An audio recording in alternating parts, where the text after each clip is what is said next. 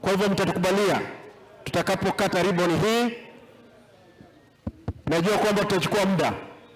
Leo ndio leo. Tutatembea pamoja mpaka kule stadium.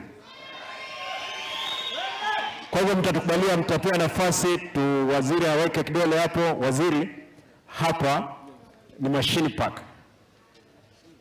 Hapa tuko na trakta nyingi. Nitaelezea baadaye ni ngapi. Watu wako hapo wa Kisii watakuwa wanafurahia. Barabara za kwenu kule Kitutu cha North, South Mugrango, Nyaribari, Bomachoge, Bonchari, Bobasi zitakuwa mpaka Nyamira.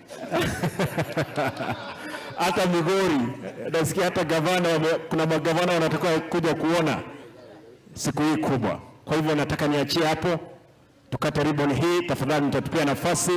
Then the people from Legon, you will definitely hand over the keys, ndiposa tuondoke. And we are happy to see the leader of Legon in Africa is here. He's called? It's called Carlos. Yes, karibu. Asante. Your Excellency, kwa sababu tuko live kwa station mingi, just in 1 minute, how significant is this day? Na umuhimu gani sana kwako wewe na kwa kaunti ya Kisii? Nikubalie kwamba haya yote tutayaongea kule kwa stadium. Itakuwa ni mzuri kwamba tuelezee kule kwa stadium, kila mtu aelewe, kwa sababu hii media tuko nayo, si wangwana mmekuja kukava hii event. Kwa hivyo tutakwenda kule. Asante. Thank you so much, sir. Sasa wananchi tupige makofi wakati governor na waziri wanapofungua officially shughuli leo.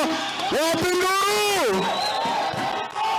Haya, twende mbele kabisa, makofi.